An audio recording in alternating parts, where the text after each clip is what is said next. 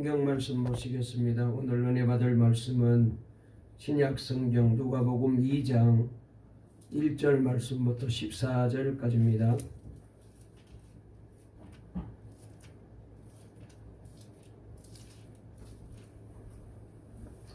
우리가 이제 매주일 시편 말씀을 66편까지 말씀을 우리가 공부해 왔는데 오늘은 성탄 이분 날이기 때문에 성탄에 대한 말씀을 하나님이 전하라고 감동을 주셔서 이 말씀을 준비했습니다.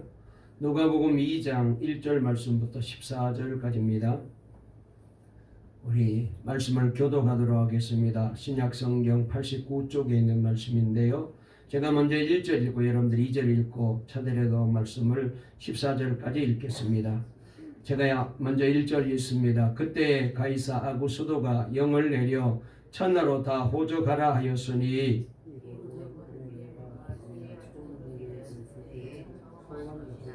모든 사람이 호적하러 각각 고향으로 돌아가매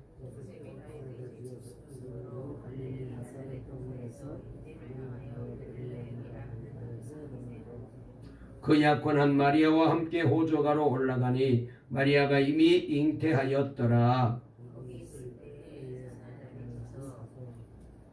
첫 아들을 낳아 강보로 사서 구유에 누였으니 이는 여관에 있을 곳이 없음이러라.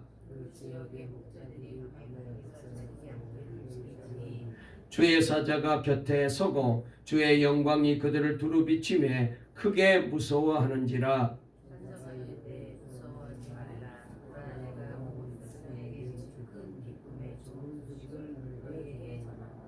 오늘 다윗의 동네에 너희를 위하여 구주가 나셨으니 곧 그리스도 주시니라.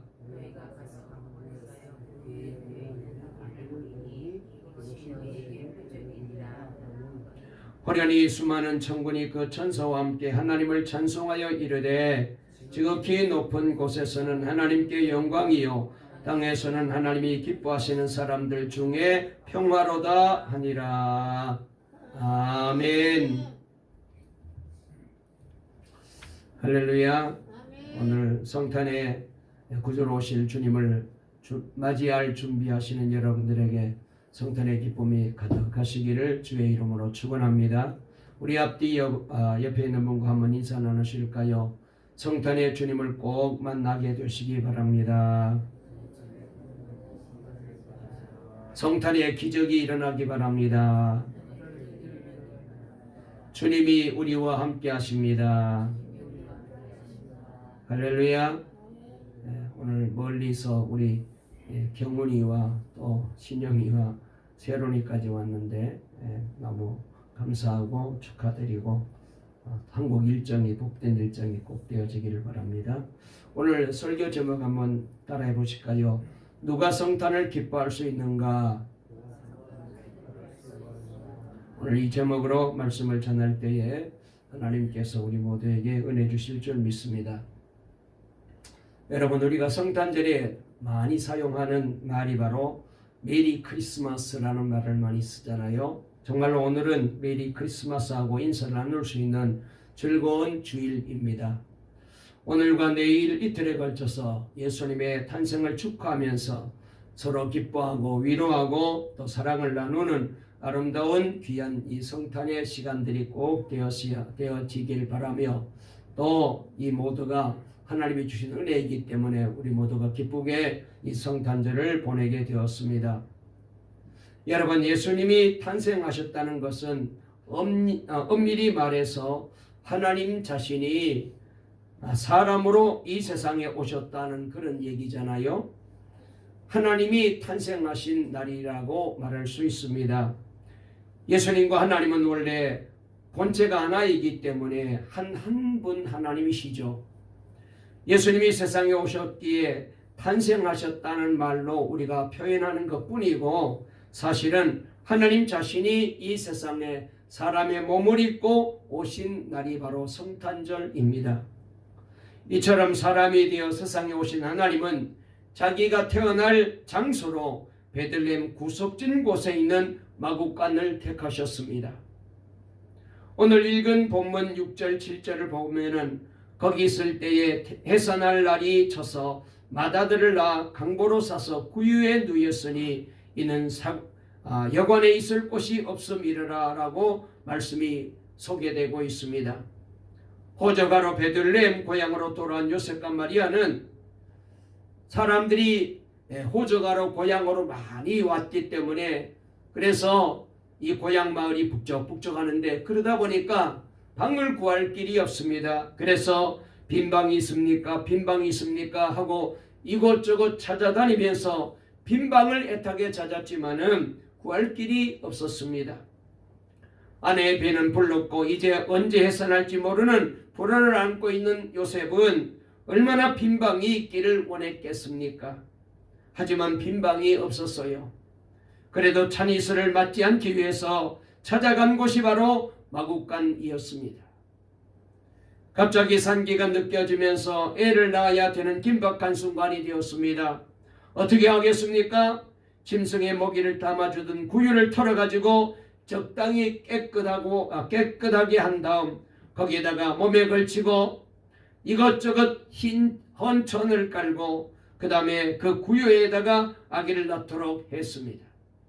그리고 요셉은 부랴부랴 옆에 있는 집으로 달려가서 물을 끓여 양동이에 담아와서 아내를 수발하고 그 아이를 씻겼을 거예요. 자, 이것이 하나님이 세상에 오셨을 때 태어나는 장면이었고 바로 그 장소였습니다. 양들이 오락가락하면서 배설한 그 오물들이 앞지가 가득한 그리고 천장에는 거미줄이 여기저기 매달려 있고 쥐들이 들락거리는 고약하고 어둡침침한 그 마곡간을 하나님께서 자기가 태어날 장소로 선택하신 것입니다. 저는 어려서 소를 키워봤기 때문에 마곡간이 어떤 곳인지 잘 압니다. 물론 우리 한국의 소를 키우는 마곡간과 유대나라의 양들을 지키는 마곡간과는 조금 다르겠지만 정말 냄새는 고약합니다. 거기에 엎드려서 무엇을 한다는 것은 상상을 할 수가 없고 거기에 사람을 눕힌다는 것은 차라리 죽는 편이 나을 정도로 아주 열악한 환경입니다. 그만큼 더럽고 추악한 곳이죠. 오만 가지 기생충들이 기어다니는 곳입니다. 그곳에 하나님이 자기가 태어나신 곳으로 정하셨습니다. 여러분, 이 사실을 우리가 어떻게 받아들여야 할까요? 얼마나 우리를 사랑하셨기에 그렇게 해서라도 이 세상에 태어나지 아니하시면 안 되었다고 생각하신 하나님의 그 마음을 우리가 읽을 수가 있을까요? 내가 무엇이길래 저 거룩하고 아름답고 영롱한 별 가운데 거하시던 하나님이 마국간에 태어나셔야만 했을까요? 오늘 우리는 주님의 그 마음에 담긴 사랑을 조금이라도 읽을 수 있었으면 좋겠고 그리고 우리 마음에 내 마음에 담고 살았으면 좋겠습니다. 천사는 이렇게 하나님이신 예수 그리스도가 마국간에 태어나신 것을 일컬어서 온 백성에게 미칠 큰 기쁨의 좋은 소식이라고 전하고 있습니다. 10절을 보시면은 천사가 이르되 무서워 말하라 보라 내가 온 세상에게 미칠 큰 기쁨의 좋은 소식을 너에게 전하노라 라고 말씀하셨습니다. 온 세상 사람들이 들으면 다 기뻐할 너무나도 좋은 소식을 전하겠다는 것입니다. 그 소식이 무엇입니까? 오늘날 다윗의 동네에 너희를 위하여 구주가 나셨으니 곧 그리스도 주시니라. 그들이 기다리던 구세주 메시아가 베들레헴에 태어나셨다는 소식이었습니다. 여러분, 하나님은 원래 우리 사람을 만드실 때에 의도하신 목적이 있었어요. 바로 자기의 사랑스러운 파트너를 갖고 싶었던 것이 바로 하나님의 뜻이었고 의도였습니다. 사람을 만들어서 그 사람이 하나님을 사랑하게 하고 그리고 하나님을 섬기게 하고 그리고 하나님과 교제를 나누는 이 아름다운 파트너, 항상 보아도 사랑스럽고 기쁜 파트너, 하나님께서는 이 파트너를 가지고 싶어서 사람을 만드신 거예요. 그러나 우리가 아는 바와 같이 인간은 하나님의 그 의도를 차버리고 제 마음대로 가버렸습니다. 그 결과 인간은 일평생 근심하며 수고하면서 살아도 나중에는 슬픔밖에 남지 아니하는 허무한 실존이 되어버린 것입니다. 그리고 하나님 없이 하나님의 의도를 벗어나서 제 마음대로 산 죄값을 짊어지고 영원히 저주를 받아야 될 존재가 되어버렸습니다. 이것이 우리 인간입니다.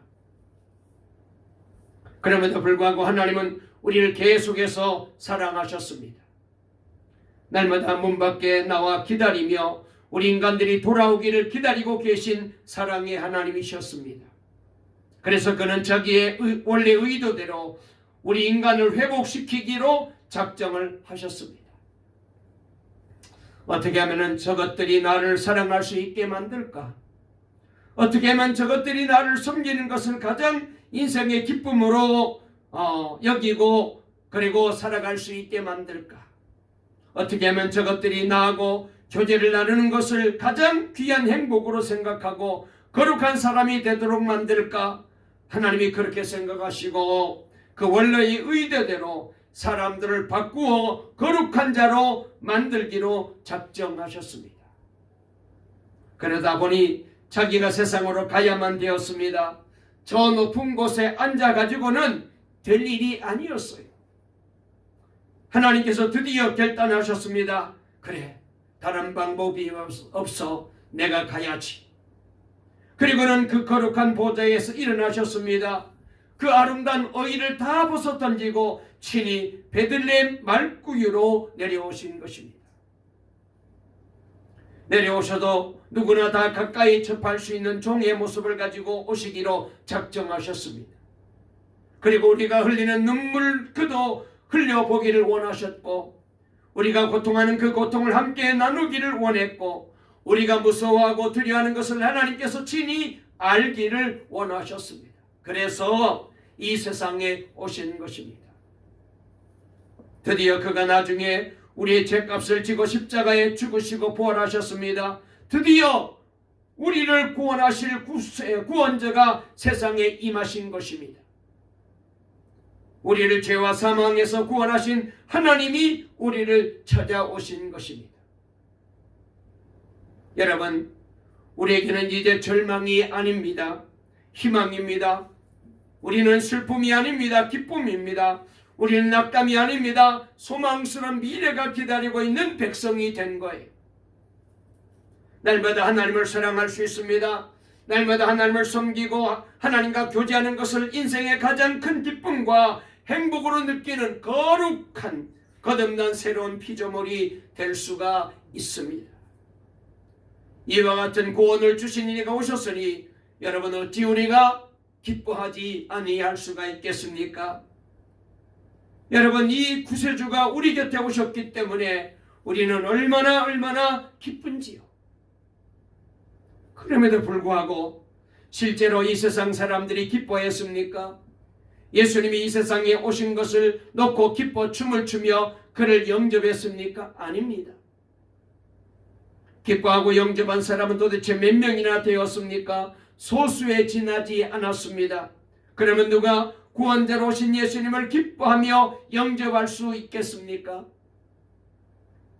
여러분, 마태복음과 누가복음에 기록된 성탄 이야기 속에 등장하는 사람의 숫자는 불과 10손가락 안에 들어가는 소수의 사람들밖에 없어요. 성탄 이야기에 등장하는 사람들을 보고 누가 구주로 오신 하나님을 기뻐할 수 있으며 그를 영접할 수 있는가에 대하여 두 가지 해답을 얻을 수가 있을 것 같습니다. 우선 첫 번째로 어떤 사람이 예수님을 기뻐하고 영접할 수 있을까요? 이 세상에서 천대받는 사람들입니다.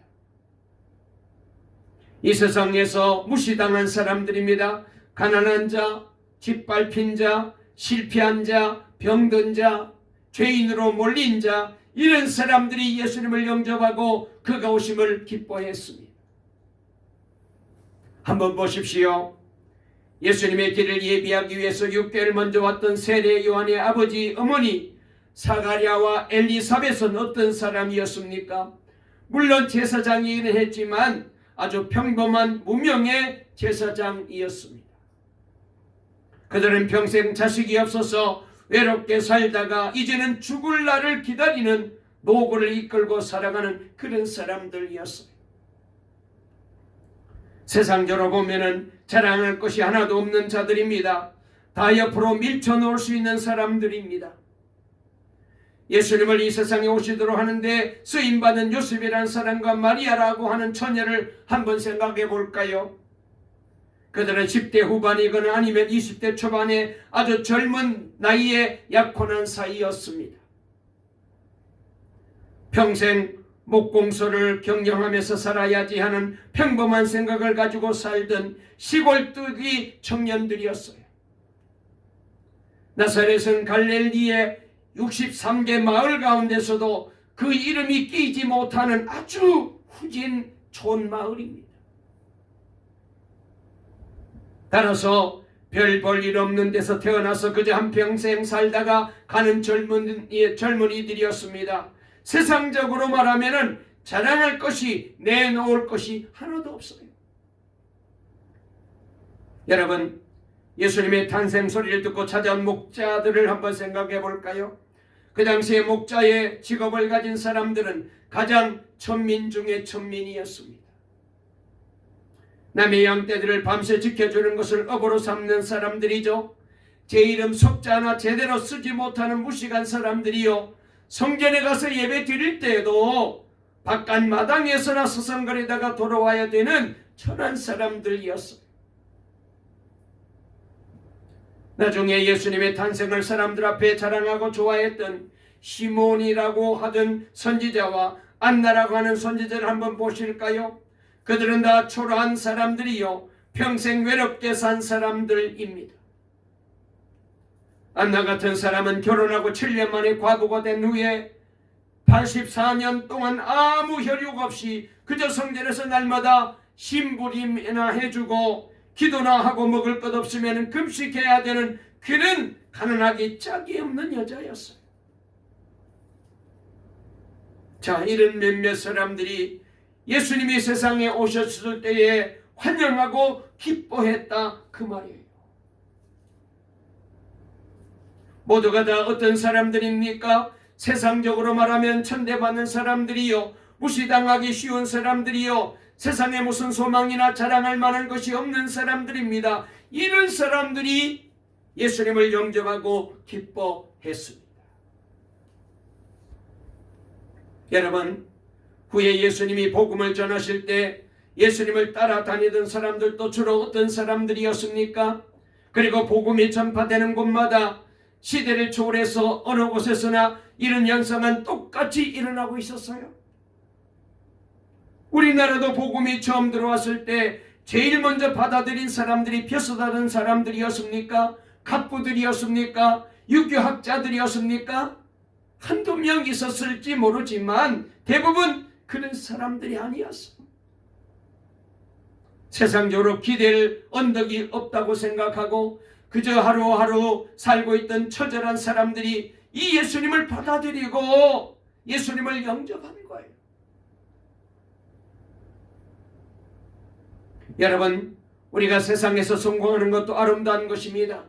잘 사는 것, 부유하게 사는 것, 이것도 하나님의 축복의 하나라고 생각이 됩니다. 그리고 모든 사람의 선망의 대상이 되고 인기를 누리고 사람들에게 유명해지는 것, 나쁜 것이 절대로 아닙니다. 그러나 한 가지 알아두십시오.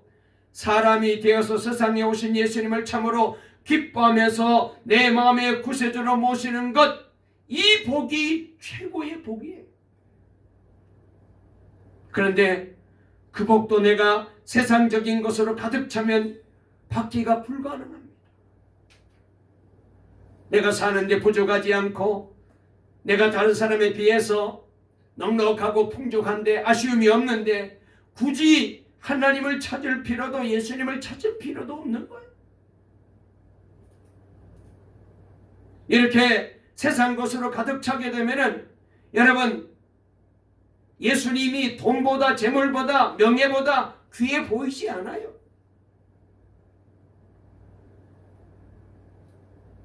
그렇기 때문에 서로 여러분이 성공하셨다 할지라도 낮아지셔야 돼요. 마음을 비우셔야 됩니다. 서로 여러분이 유명한 사람이라 할지라도 그것은 하나님 앞에 아무것도 아니라는 것을 인정하십시오. 서로 많은 재산을 쌓고 걱정 없이 사는 분이라 할지라도 그것은 다 헛된 것입니다. 때가 오면 모두가 다 썩는 것임을 인정하고 마음을 비워야 돼요. 그리고 낮아지셔야 됩니다. 가난해지십시오. 그러면 말구이에 누이신 하나님을 여러분이 보게 될 것이고 그분이 나를 구원하기 위해서 세상에 오셨다는 사실에 감격하는 사람이 될 거예요. 그 하나님을 기뻐하는 사람이 됩니다. 그 하나님께 나가 경배하는 사람이 됩니다. 찬송하는 사람이 됩니다. 우리 모두 그런 사람이 되어야 합니다. 그렇지 아니하면 절대로 크리스마스 100번을 보내고 성탄절을 10,000번을 보내도 여러분 사람이 되신 예수님 때문에 우리는 기뻐할 수가 없어요.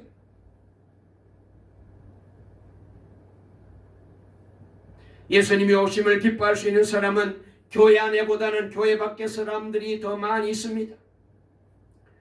왜 그렇습니까? 인생의 그늘 낀 곳에서 오늘도 눈물을 흘리며 밤을 지새는 사람들이 너무너무 많기 때문이죠. 억울한 일을 당한 사람들이 너무너무 많기 때문입니다. 여러분 세상을 보십시오. 짓밟힌 사람, 피지도 못하고 꺾인 사람들, 가난한 사람들, 병든 사람들, 세상 구석구석에 너무나도 많아요.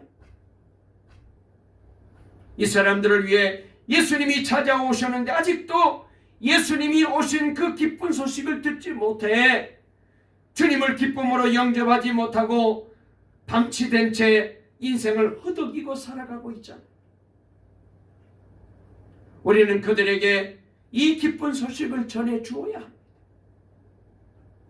그들에게 필요한 예수님을 전해야 됩니다. 그럴 때 그들은 하나님을 찬송하는 놀라운 사람이 될 거예요. 찬송 96장은 예수님은 누구신가라는 찬송입니다. 우리가 즐겨 부르는 찬송가인데요. 예수님은 누구신가 우는 자의 위로와 없는 자의 풍성이며 전한 자의 높음과 잡힌 자의 노임되고 우리 기쁨 되시네. 여러분 이 찬송을 부르며 춤을 추어야 할 사람들이 교회 밖에 너무나도 많이 있어요. 그러므로 여러분 먼저 우리는 낮아지십시다. 그래서 목자들과 함께 말구이 앞에 무릎을 꿇고 그 걸어가신 하나님 앞에 경배하는 자가 됩시다. 그리고 기뻐하는 자가 됩시다. 뿐만 아니라 이 소식을 꼭 들어야 될 사람들이 세상에 너무 많은데 이들을 우리가 데리고 와서 함께 경배하며 찬송하는 자가 됩시다. 이것이 바로 성탄의 의미가 있는 것.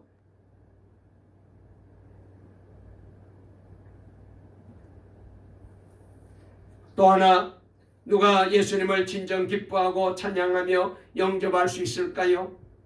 구원을 간절히 기다리며 사모하는 사람들입니다. 요셉을 의인이라고 하지 않습니까? 구원을 기다리는 사람이란 뜻입니다. 마리아가 하나님과 함께하는 경건한 처녀라고 하지 않습니까? 구원자가 오기를 기다렸다는 얘기입니다. 엘리사벳과 샤가랴 모두가 평생 기도하며 산 사람들이었습니다. 무슨 기도였을까요? 구원자가 오기를 기다리는 사람들이었습니다. 안나와 시므온은 다 마찬가지입니다. 목자들도 이 세상에 기댈 언덕이 없었기 때문에 오직 자기들을 구원할 구원자가 오기를 날마다 기다리고 있었습니다. 구원을 기다리고 있어야 돼요. 그때에 그 사람 속에 예수님이 성탄해 주시는 것입니다. 기다렸는데 드디어 성탄의 기쁜 소식이 전하여 졌습니다. 얼마나 기뻤겠어요. 오늘날 다윗의 동네에 너희를 위하여 구주가 나셨다. 얼마나 기뻤겠어요. 그러나 여러분, 참 놀라운 사실이 또 있습니다. 예수님이 당장 태어나셨다고 해도 세상적으로 말하면 변한 것이 하나도 없잖아요. 여전히 가난했습니다. 여전히 목자였습니다. 여전히 사람들로부터 멸시받는 나사렛 동네에 살았습니다. 그리고 예수님이 하나님의 복음을 전할 30년 후까지 기다려야 했었습니다. 그동안 아무 일도 그들에게 일어나지 않았어요. 기가 막히는 상황입니다. 구원자가 오셨는데 아무 일도 안 일어나는 것입니다. 30년을 기다릴 동안 요셉도 죽었습니다. 사가랴도 죽었습니다. 엘리사벳도 죽었습니다. 목자들 가운데 여러 명이 나이 든 사람은 이미 세상을 떠났습니다. 아무것도 손에 얻지 못하고 가버린 거예요. 그럼에도 불구하고 그들은 기뻐했어요.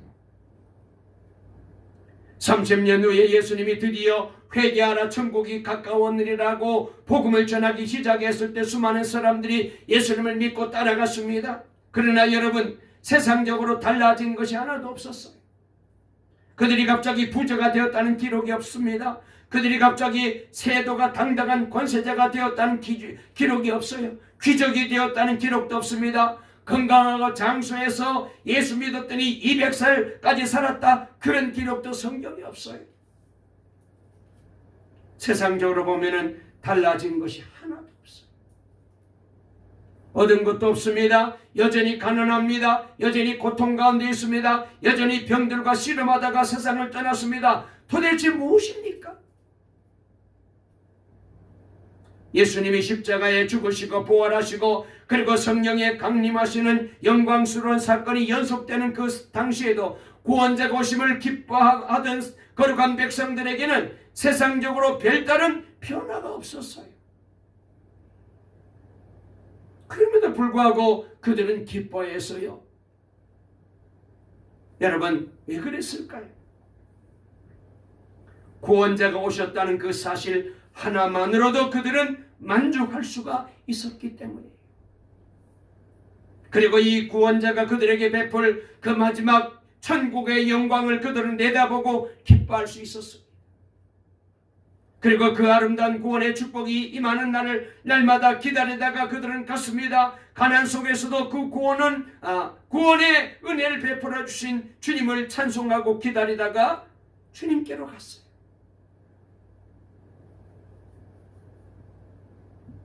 그래서 로마서 8장 24절 25절에 보니까 보이는 소망이 아니니 보는 것은 누가 바라리요? 만일 우리가 보지 못하는 것을 바랐으면 참음으로 기다릴지니라. 기다려라 그랬어요. 기다리다가 저들은 죽음을 맞이한 거예요. 어떻게 보면 세상 사람들이 볼 때는 참 웃긴다. 예수 믿으면 구원받는다는데, 예수 믿으면 사람이 달라진다는데, 그런데 변하지 않거든요. 세상 사람들이 볼 때 예수 믿는 사람이나 믿는 자기들이나 전혀 안 다르거든요. 예수 뭐로 믿어? 그렇게 생각하는 거예요. 여러분, 세상 사람들이 볼 때에는 달라진 것이 하나도 없어도, 그러나 여러분, 예수 믿는 우리에게는 있습니다. 구원자를 발견한 거예요.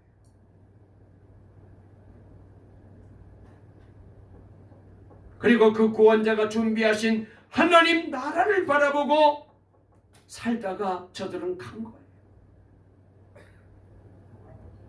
그 나라가 임하기를 기다리다가 갔습니다. 그래서 그들은 기뻐할 수가 있었던 거예요.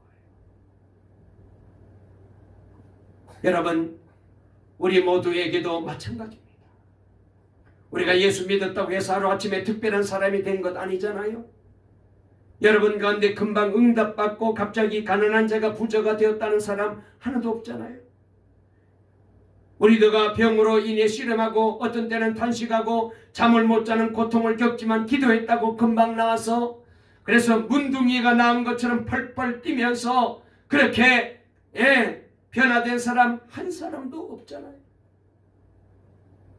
세상적으로 내가 실패했다고 해서 주님이 나를 갑자기 위로하시느라고 더 높은 자리에 올려주신 그런 경험이 하나도 없잖아요. 여러분, 우리는요, 구원을 말할 때에 세상 것을 놓고 구원이라고 말하잖아요. 신분이 변한다든지, 예수 믿고 난 다음에 갑자기 몸이 건강해진다든지, 예수 믿고 난 다음에 갑자기 실패했다가 성공하고, 갑자기 가난한 사람이 부자가 되고, 얼굴 색깔이 달라지고, 여러분, 이 세상적으로 변하는 것을 구원이라고 말하지 않아요. 주님은 세상의 것을 우리에게 주시려고 사람의 몸을 입고 이 땅에 오신 것이 아니에요. 세상 것은 아침에 비었다가 저녁이 지는 꽃과 같습니다. 아무리 아름답고 영화로운 것이라도, 아무리 사람들의 눈을 끄는 것이라도, 아무리 한순간 우리의 마음을 황홀하게 만드는 기쁨이라 할지라도 그것은 아침 안개 사라지듯이 다 한순간 없어져요. 그런 것을 주려고 하나님이 인간의 몸을 입고 이 땅에 오신 게 아니에요. 그런 헛된 것을 우리에게 안겨주시려고 예수님이 탄생하신 게 아니에요. 우리는 자꾸 예수 믿고 난 다음에 이렇게 뭐 세상적으로 자꾸 달라지고 변하는 것, 이런 것을 그냥 예수 믿는 증거라고 생각해요. 그래서 예수 믿고 기도했더니 이렇게 사업이 잘 되고, 예수 믿고 기도했더니 몸이 이렇게 건강해지고, 예수 믿고 기도했더니 이렇게 출세하고, 그걸 무슨 구원이라고 자꾸 생각하고 거기에 매료가 되어가지고, 그런 게 없으면 아이고 믿어도 별 소용 없네, 자꾸 이렇게 생각해요. 여러분, 그거 아무것도 아니에요. 그거 헛것이에요. 여러분, 부자 돼가지고 평생 그렇게 부자로 살다가 죽을 때도 그 부자 다 가지고 가던가요? 대통령이 되고 국회의원이 됐는데, 장관이 됐는데, 여러분 죽을 때 그 장관, 국회의원 자리 다 가지고 가던가요? 다 놓고 가야 돼요. 헛것이에요.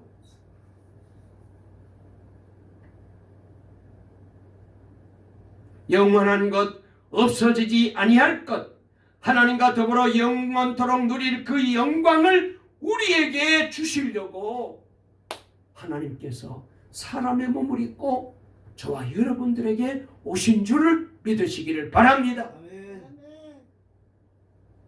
그러므로 그 구원자가 오신 것을 믿는 사람은 세상적으로 달라지는 것은 한 가지도 없다 할지라도 예수님 때문에 기뻐하지 아니할 수가 없는 거예요. 아멘.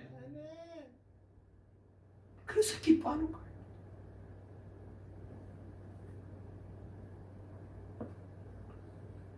왜 그렇습니까? 지금은 세상 사람들이 볼 때는 아무것도 달라진 것이 없지만은 뭐예요? 예수 믿고 구원받는 우리에게는 세상 사람들이 보지 못하는 영원한 천국의 세계가 우리 앞에 준비되어 있잖아요. 아멘.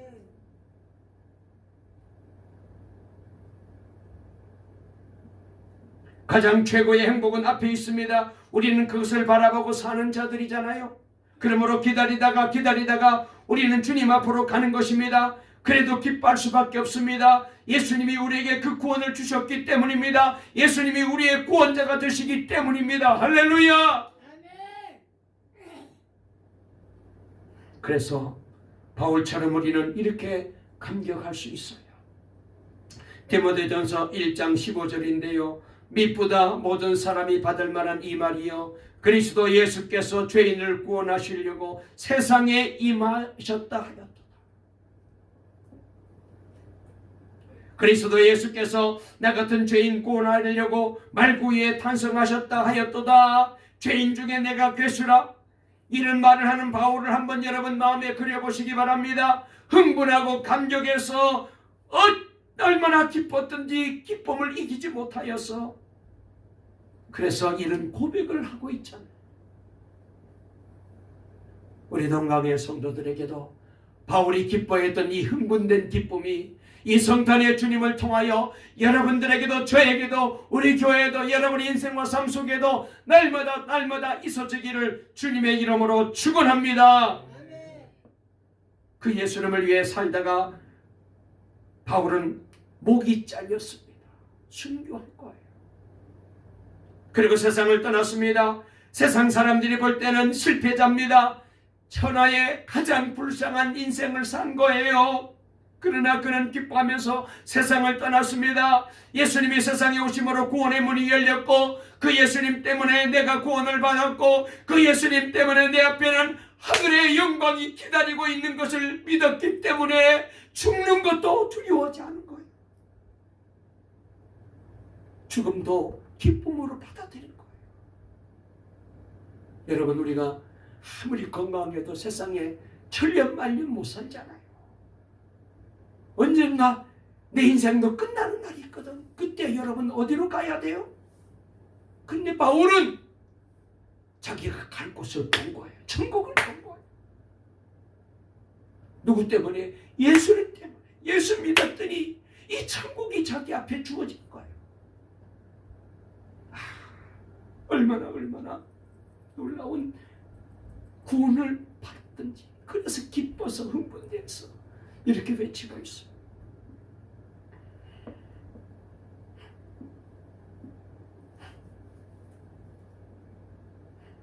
말씀을 줄이려고 합니다. 여러분, 사도 바울의 이 고백이 어떻게 바울의 고백으로 끝나서야 되겠어요? 여러분, 저와 여러분에게도 이런 고백이 있기를 바랍니다. 구원을 간절히 기다리는 자, 그 사람만이 탄생하신 예수님을 기뻐하고 찬송할 수 있어요. 여러분, 낮아지십시오. 마음을 비우십시오. 세상 것으로 가득 차 있으면 예수님이 귀하게 안 보여요. 명예가 귀해 보이고, 권력이 귀해 보이고, 돈이 귀해 보이고, 세상이 귀해 보이지 예수님 정도는 아무것도 아닌 것처럼 보여요. 그렇게 되면은 이미 그 인생은 망하는 거예요. 우리도 마음을 비우고 말구유 앞에 무릎을 꿇을 수 있도록 낮아지시고 마음을 비우셔야 됩니다. 그러면 예수님이 우리의 기쁨이 될 거예요. 구원을 기다리십시오. 세상의 것을 기다리지 마십시오. 주님이 우리에게 약속하신 구원을 기다리고 그 구원의 길을 날마다 인내하며 걸어가십시오. 그러면 그 예수님이 나의 기쁨이 될 것입니다. 찬송이 될 거예요. 놀라운 이런 은혜가 성탄을 기다리는 우리 동강의 모든 성도들에게 임하시기를 간절히 주의 이름으로 축원합니다. 축원합니다. 살아계신 하나님 감사합니다. 성탄에 주님으로 오시는 예수님을 누가 기쁘게 맞이할 수 있을까요? 오늘 말씀을 통하여 깨달았습니다. 첫 번 크리스마스 성탄절에 예수님을 기다리는 사람들은 그렇게 많지 않았습니다.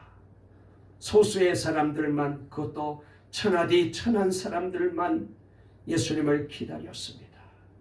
그랬더니 예수님은 저들에게 구주가 되어 성탄의 기쁨이 저들에게 넘치게 되었고, 이 귀한 예수님을 통하여 구원받았더니 앞으로 내가 걸어가야 될 인생길이 훤히 보이고, 그리고 마지막 내가 들어가야 될 저 영원한 천국이 보였기에 저들은 그 천국을 바라보면서 주를 위해 살다가 기다리다 죽어도 좋고, 때로는 비참하게 순교해도 좋고, 가난해도 좋고, 실패해도 좋고. 왜냐?